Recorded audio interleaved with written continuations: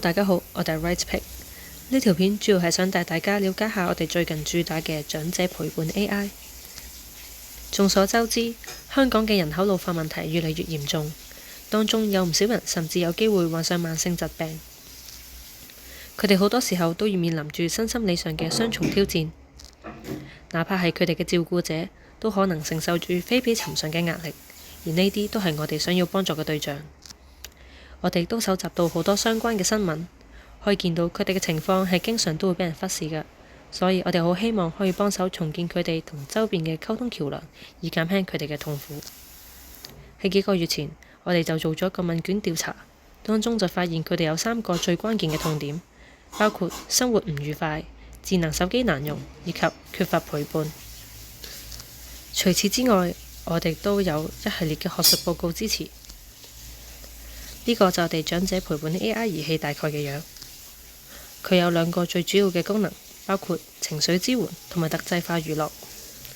情緒支援方面，第一，我哋採取咗語音合成技術同埋親友面容模擬，可以模擬用戶親人嘅聲音同用戶進行知識型對話。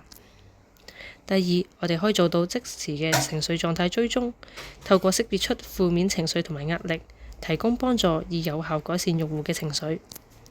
第三，我哋嘅個人化提醒可以幫助管理用戶嘅健康同埋日常作息。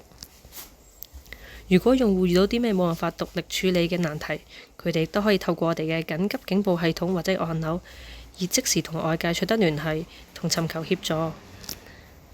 除此之外，我哋都會提供一個每日報告俾佢哋嘅親人或者監護人，以提醒佢哋一啲需要關注嘅地方。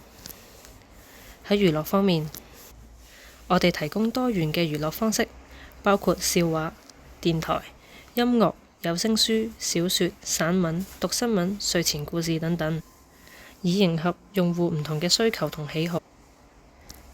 我哋都有向香港特區政府申請專利，以保護自己嘅權益。就算係同市面上其他同類型嘅產品比較，我哋都有自己獨特嘅優勢，其中包括即時情緒狀態追蹤、模擬親人嘅聲音，以及能夠喺唔同不斷從用戶嘅互動中學習，以及改善對話同埋互動嘅功能。當然仲有唔少得我哋嘅娛樂，例如有聲書、睡前故事、講笑話同埋播音樂等等。呢啲特點都令到我哋嘅產品可以兼顧到情緒支援同埋娛樂，喺一眾嘅類似產品入邊脫穎而出。呢個係我哋嘅一個簡單嘅流程圖。用家佢哋喺購買產品之後，我哋會有專人上門同佢哋對接，並且處理一啲同產品相關嘅細節，以確保我哋嘅開始順利。而我哋嘅價錢大概係500蚊一個月，扣除成本嘅100蚊，利潤將會係每月400蚊。我哋嘅客戶可以分為 B2B 同 B2C。B2B 可以包括非牟利團體、安老院、護老院同大學，而 B2C 就係包括一切嘅長者以及佢哋嘅監護人同埋仔女。我哋嘅產品係推出咗12個月之後，用家數量就有差唔多成3000，可以見到佢有一定嘅市場潛力。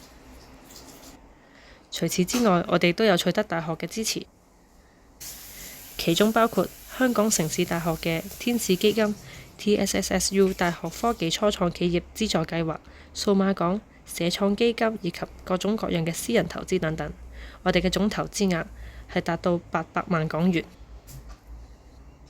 呢度係我哋嘅團隊，注重專業性同埋技術。呢啲就係我哋曾經過往獲得嘅成就以及獎。呢度係我哋嘅聯絡方式。最後就係我哋嘅產品嘅範例同埋示意圖。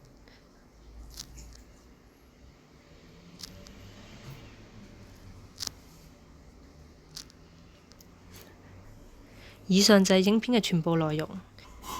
希望呢條片可以幫到大家更加了解我哋呢隻產品。多謝。